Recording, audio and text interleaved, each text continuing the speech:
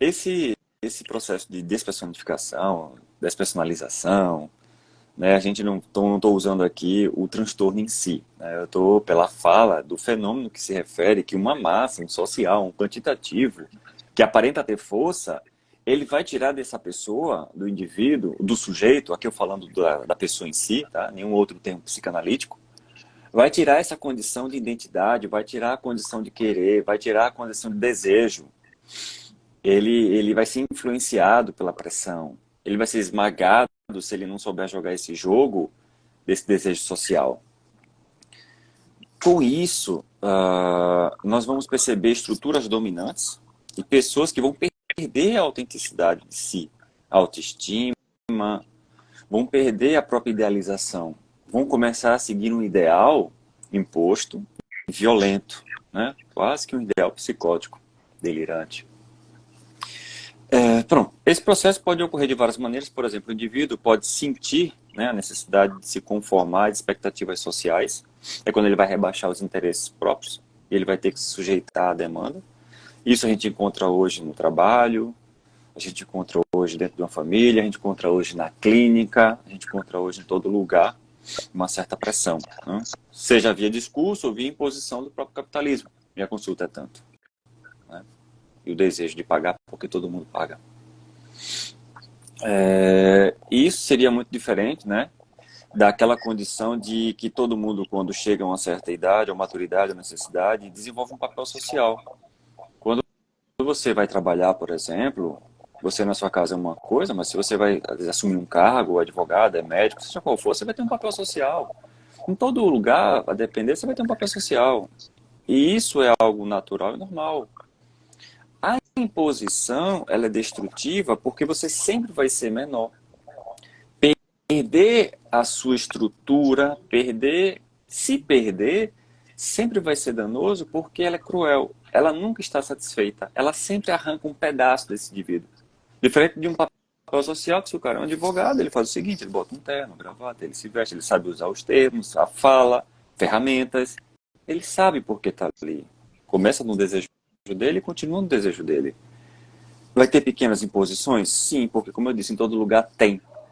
Mas toda vez que existe uma imposição, vai existir também uma subtração de parte desse sujeito, desse que tenta demandar, desse que tenta desejar, né? Por uma mistura a essa grande massa, e aí sim, ele se perde, ele não se reconhece, ele já não sabe quanto ele já trabalhou ou está em casa, ele é constantemente automatizado a seguir esse fluxo. Ele já não se reconhece, ele já não se percebe.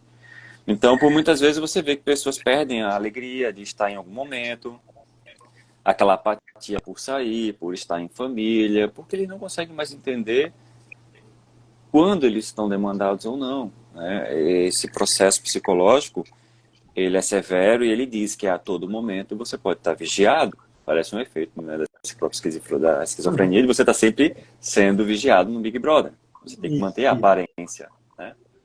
Já o próprio transtorno em si, da despersonalização, ele é caracterizado por uma sensação persistente ou recorrente de desligamento do próprio corpo, de próprios processos mentais, né? Ele está mais voltado até para uma estrutura de estresse grave, uma psicose, algo que você de fato não tem um controle e foi demandado de um cenário que onde não pôde ser simbolizado, né? Foi muito forte para o entendimento daquilo e você, como fuga, seu cérebro, para o efeito, a estrutura psíquica, para não se destruir, não se fragmentar, ela cria essa ruptura e aí ela tenta se preservar da forma que pode e você teria o transtorno. Já o uhum, efeito do fenômeno ele é muito diferente porque ele ele vai te consumindo e você vai ter um fim. Você não consegue ter liberdade dele. A forma de tratamento também é outra, né? Porque você vai desenvolver várias estruturas de dependência, baixa autoestima, relacionamentos que não vão dar certo, tanto lado profissional quanto amoroso, né? Você vai viver uma estrutura quase que mitomaníaca, né? Você vai saber que é uma mentira, mas você é obrigado a falar para você mesmo que aquilo é uma verdade. Nós estamos em 2023, mas é curioso porque se a pessoa estuda um pouco, joga no Google sobre a história, né, da loucura que Foucault começa, né? Ele faz toda aquela estrutura de pesquisa, o próprio surgimento da psiquiatria, lá nos primórdios do século XIX. A gente vê que a pessoa que era louca, entre aspas, porque ela dava uma outra denominação, né? Até pejorativa, ficava amarrado no fundo das igrejas, ficavam acorrentados, porque esse cara, essa mulher não servia para força de trabalho. Então não servia para alimentar essa demanda social que queria dinheiro a partir de uma outra estrutura menor que era obrigada a se sujeitar a eles, que era um feito máquina. Se ligava o botão, trabalha, desliga, apaga a máquina. Até que um dia essa máquina queima, substitui ou troca uma peça e assim vai. Não tem mais sentido de gente, é uma coisa. Então esses loucos ficavam lá presos, não serviam para a estrutura, eram vistos como preguiçosos, né? Veja que traz um discurso de sociedade, é preguiçoso, não existia um doente em si. Bom, aí vem Pinel e toda essa parte histórica que eu não vou falar, e aí dá um reconhecimento e tudo mais, mas também entenda que é curioso que toda vez que há um benefício, que há uma virada de chave para que um processo comece positivo, há a deturpação do mesmo. Quando agora, tudo bem, vamos colocar isso na classificação, psiquiatria, entendemos, sei lá, uma psicose, vimos um transtorno, ok. O que nós vamos cuidar? Ah, vamos cuidar do transtorno, então, vamos cuidar da doença, ok. Cadê o sujeito? Vamos evidenciar a doença, vamos deixar a doença, vamos ver, criar uma tabela. Se você tem 5 pontos aqui, você é tal coisa. Se você tem 2, você está indo no caminho da doença, né? Se você tem 3, então é outra coisa. Aí dá vontade de perguntar, se eu não tenho nenhum desses, eu tenho o quê? Não tem resposta, né? Você tem que ter alguma coisa. Você está ali na frente de um psiquiatra, você tem que ter alguma coisa. Não é possível. Você tem que sair com uma caixinha de remédio. Nem que seja aquele vermelho, não precisa ser uma tarja preta, mas sai com alguma coisinha, não esquece não. Então, assim, você vê que há uma certa imposição, né? Há um realce da doença, não do indivíduo. Por muitas vezes, eu atendi pacientes que foram diagnosticados com tal transtorno, e o que tinha acontecido com a pessoa era algo muito mais severo e grave, por uma condição infantil, de não poder se defender, né? Ou por um trauma muito forte, de sem querer ver algo que não queria ver e viu, mas numa idade mais adulta, o médico diagnosticou com outra coisa lá e deu um remédio. O que nós temos hoje com fibromialgia, por exemplo. A fibromialgia está aí, ela é vista apenas de uma forma médica e clínica, acabou a pessoa. É algo que já é visto assim, não tem jeito, tem um paliativo, mas vai doer, vai doer, vai doer, você vai tomando isso aqui, faz um tratamento ali, melhora um pouquinho, mas é autoimune. Tá aí a história da pessoa, onde é que está, né? Por muitas vezes eu atendi pacientes que tinham, a dor diminuiu. Pela severidade que essa dor já estava, ela diminuiu, mas fica algumas lesões biológicas. Outras eu atendi, a dor nunca mais voltou. Pessoas que já estavam há 20 anos com a dor. Então, assim, ela pode ser autoimune quando eu olho pelo lado biológico, mas pelo histórico dessa relação psicológica com esse indivíduo, né? Se eu só tratar aquilo que ó, senta no meu sofá, olha para mim como doença, eu estou lendo o quê? Eu estou fazendo o quê? Eu estou olhando o quê, né? Eu não estou fazendo nada tão diferente daqueles caras que amarravam os loucos nas igrejas com correntes. Porque se eu chego para uma pessoa nova que tem uma vida inteira pela frente e digo, olha, você não está bem não, você, sei lá, escuta a voz, você está então psicótico, esquizofrênico. Você não tem jeito não. Pega um trabalho leve, que você não faça muita coisa, procura algo tranquilo, como se fosse da escolha dele, né? O que eu fiz? Eu algemei essa pessoa numa imposição. Praticamente eu disse que ela não tem condição de seguir normal. Então não mudou muito. O que mudou foi o cenário, remédios, né? Mas esse discurso de ordem que falseia, né? que na verdade ele é falseado pelo falso cuidado, é um discurso de ordem. Onde eu digo, você é a doença e não uma pessoa que pode ou que está no sentido de reversão de um estado, né? Então, se a gente comparar o que nós temos hoje para o momento antigo, o momento histórico, a gente vai ver que a essência da coisa ainda permanece. É localizar pontos, trazer a doença, clarear ela e falar, você tem tal coisa. Tome esse remédio. Você chega depois de 2, 3 meses na mesma sala, e ele diz, melhorou? Não muito, agora eu não durmo. Vamos diminuir aqui, eu te dou esse aqui, vamos aumentar o outro. Depois de 2 meses, melhorou? Agora eu tô com tal coisa. Vamos tirar, vamos botar outro. Cadê a pessoa? Cadê o saber daquela pessoa? O social, família, financeiro, como é a cabeça daquela pessoa. Porque os remédios também que são dados, eles também tiram essa identidade.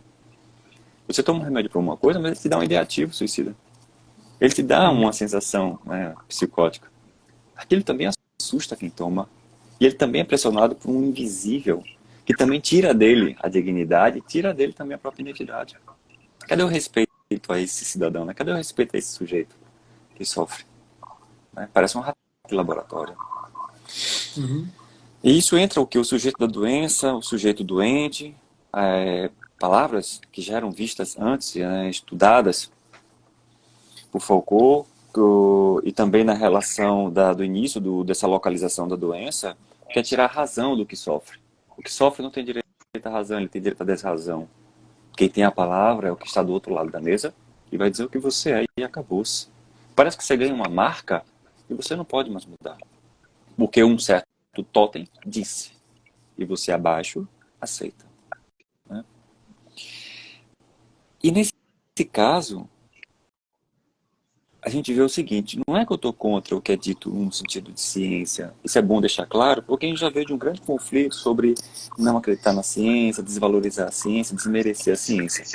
Eu acho ela extremamente essencial e tem pessoas sim que devem tomar medicação, mas a gente também tem que ficar atento, porque quando eu dou apenas autonomia a um lado, se eu não controlar isso, o que acontece? Eu vou ter pessoas que vão se aproveitar desse direito de ordem e vão atirar à torta e à direita um discurso de você tem isso e vai tomar isso.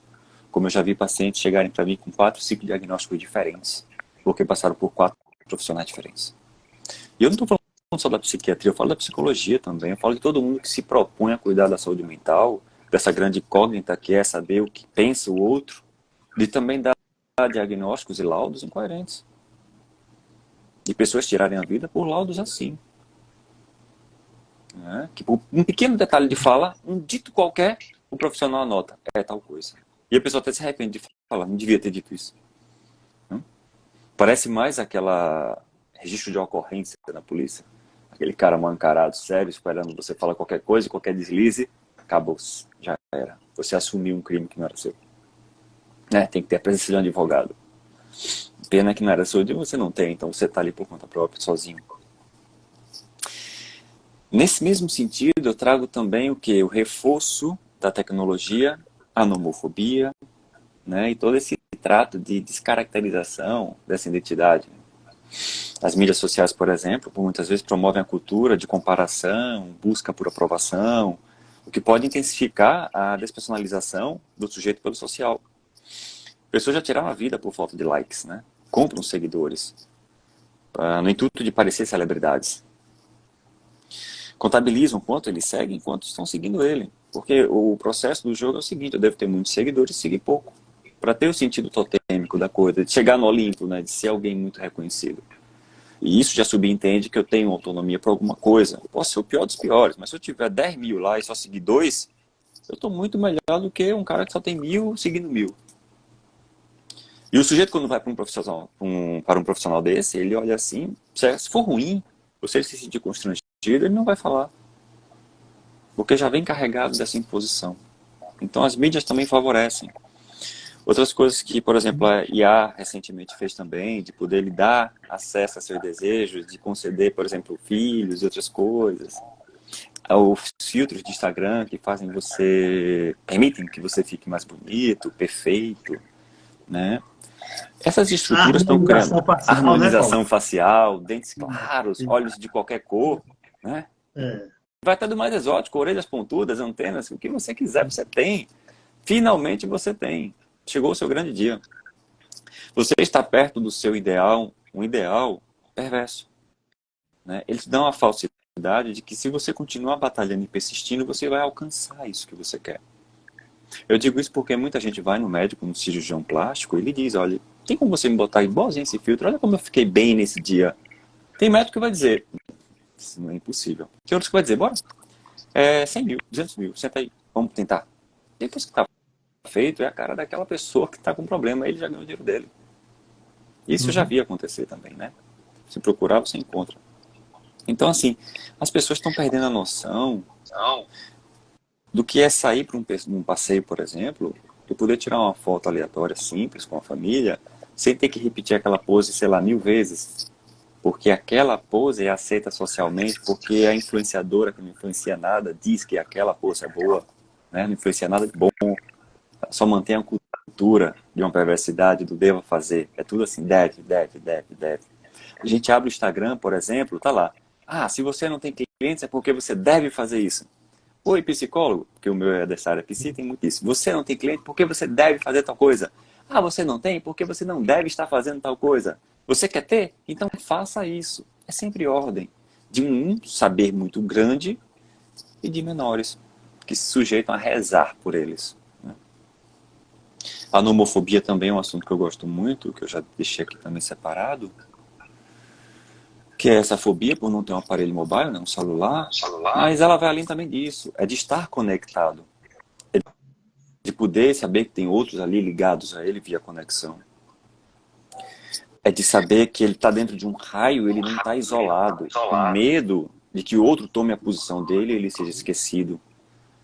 Tem pessoas que quando não estão conectados, chegam a certa similaridade de uma abstinência via álcool e drogas. Se batem, gritam, entram em surto, em ansiedade generalizada, por não estarem vinculados, por não estarem postando seu dia a dia robotizados ali, num certo padrão de postagem.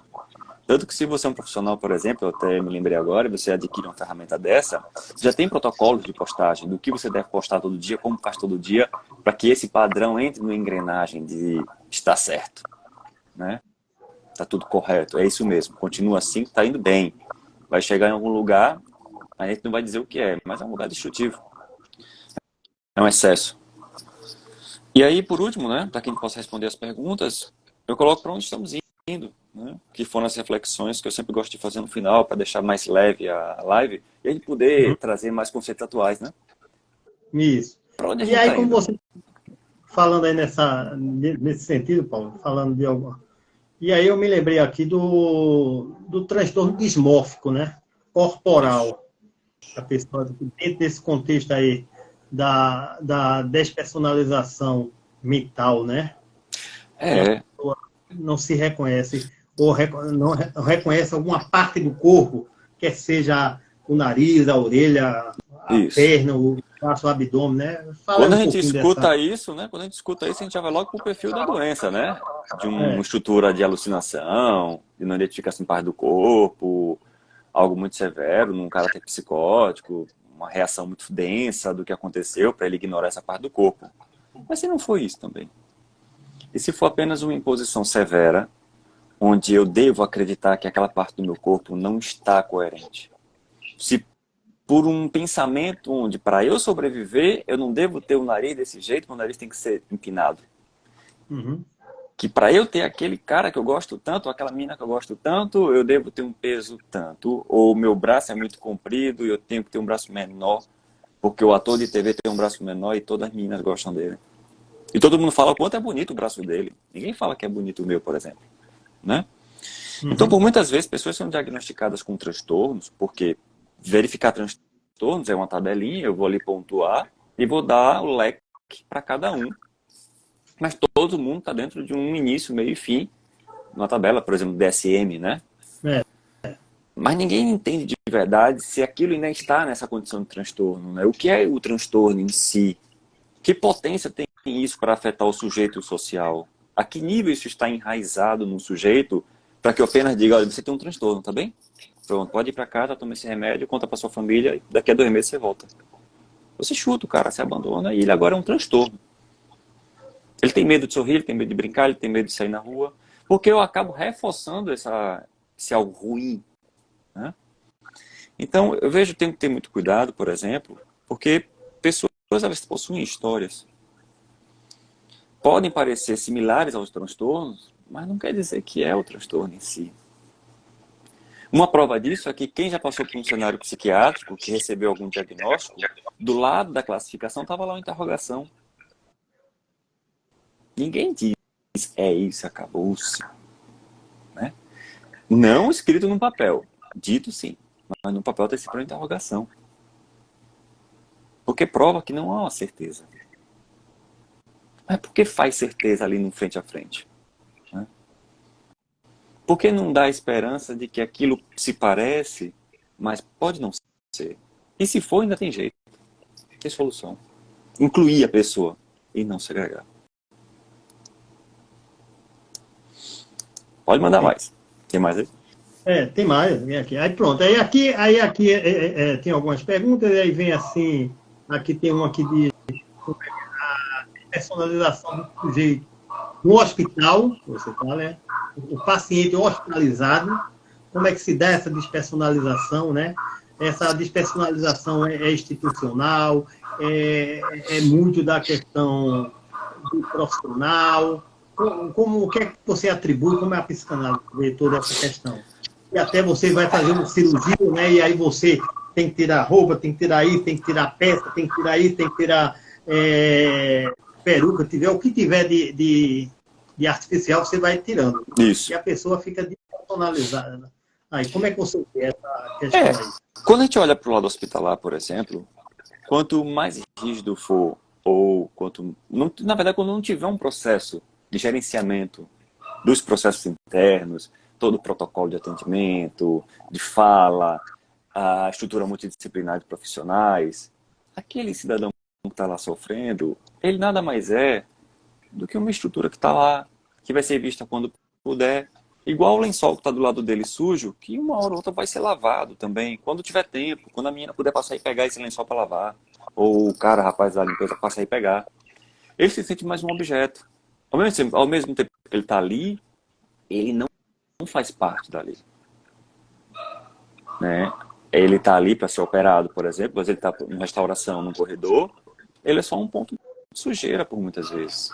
Porque quando ele olha o resto, ele também se identifica. Ele diz, eu também estou fazendo parte desse corredor. Ele vê um sujeito de branco passando todo elegante, com o nariz lá em cima, e olha para ele ali é só um pedaço de carne à espera. Ele está numa certa prateleira, sendo visto, mas ninguém está escolhendo. Ele também diminui a estima dele. Aí, tanto que a imunidade desce, por muitas vezes a pessoa já sente até sem esperança de vida. E isso é ruim para alguns tratamentos. Porque a cabeça, geralmente, toma essas decisões inicialmente, né? E se a cabeça disser, não dá mais, dificilmente você vai sobreviver. A apatia sempre vai prejudicar. Eu acredito que para isso não ocorrer, deve-se ter clareza do papel dessa equipe. Né? Deve-se ter clareza do que cada um pode fazer e permitir que cada um faça. Que hoje é difícil. Tem sempre um grupo mais forte que proíbe. Que um psicólogo vá, que um fisioterapeuta vá. A gente vê as portarias, as normas como vão saindo e as interdependências que vão criando. Né? A proibição de liberdade de um outro profissional chegar e falar, olha, eu acredito que ele precisa disso. Não. O outro já disse que não precisa, então acabou-se. E a pessoa entra lá jogado.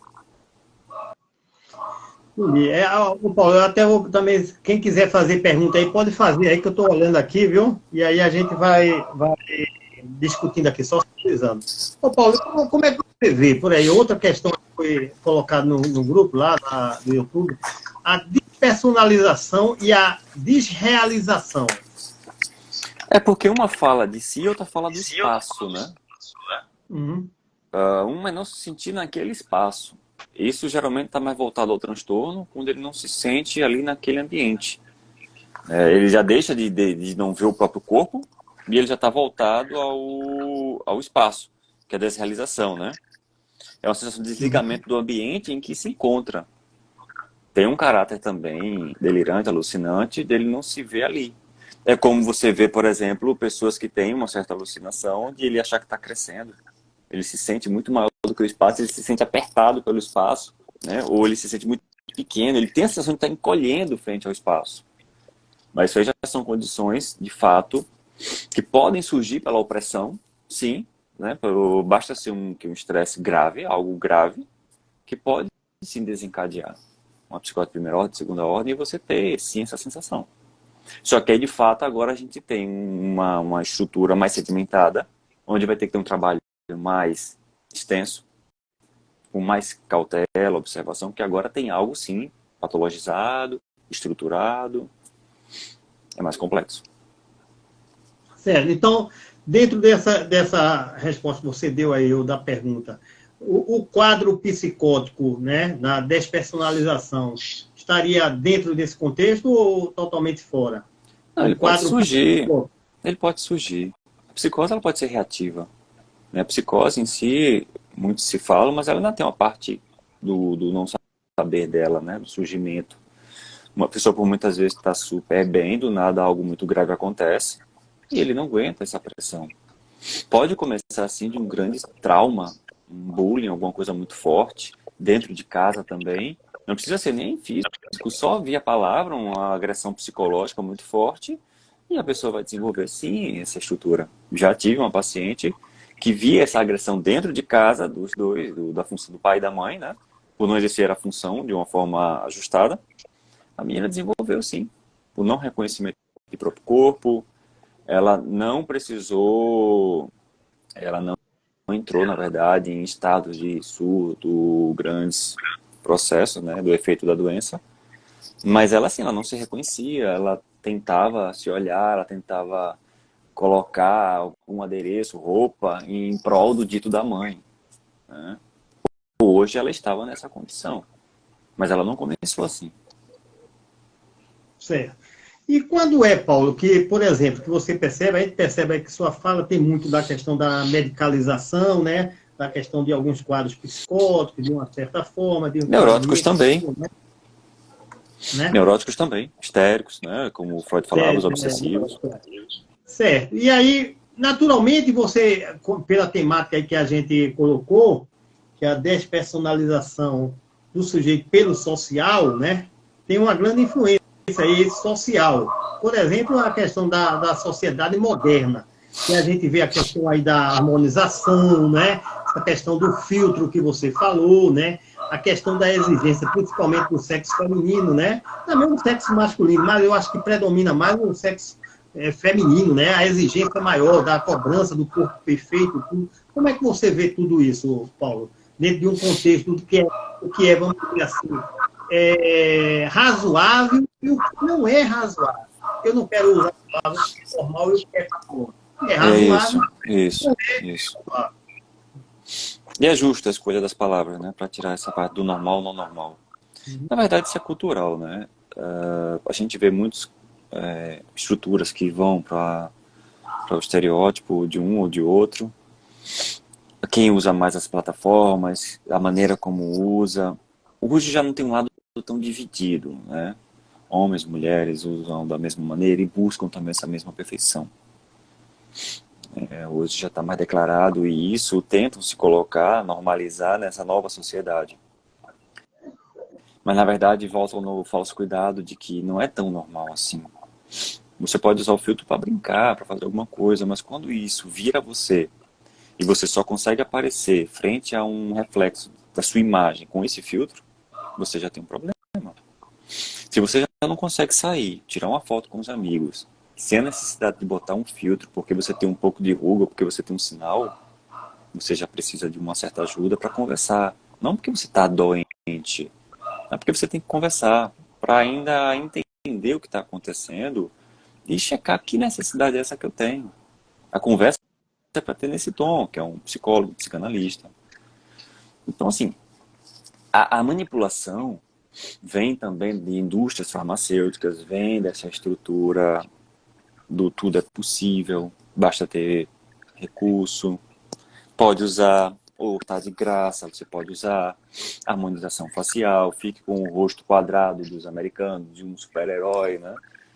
Tem a imponência, e aí várias desculpas vão sendo colocadas em cima. O homem com o rosto quadrado consegue uma mulher do jeito que ele quer, tem quotes que vão aparecendo falando sobre isso, sobre esse ideal de homem, né, para a subjugação da outra espécie mais fraca, tem todo tipo de baboseira. E que acaba, no discurso de muitos, que se tornando isso agora a nova estrutura de sociedade moderna, essa permissividade, que na verdade tem muita gente interessada nisso, nesse desabar de sociedade, porque as pessoas que hoje estão sorrindo com o filtro, amanhã vão estar numa sala de psiquiatra pedindo algum remédio, que a idade vai chegar. Hoje é fácil ter 20 anos e botar um filtro bonito, mas com 90, o filtro talvez já não dê tanto jeito. E você passou muitos anos da vida acostumado ao filtro, né? Quando esse filtro não servir mais, e aí o que acontece? É complicado, né? É, porque E aí, estão plantando agora para colher depois, né? Como diz o ditado. é, é verdade. Em busca da perfeição, né? Aí tu vai Desse pegar ideal um tempo que vai perfeito. ficar um pouco complicado. É por isso vem aquelas pessoas também que têm o vício na dependência de fazer mudar constantemente seu rosto, seu nariz, fazer plástico constantemente, né? Faz uma cirurgia, não gostou, vai fazer outra e por aí vai, né? E são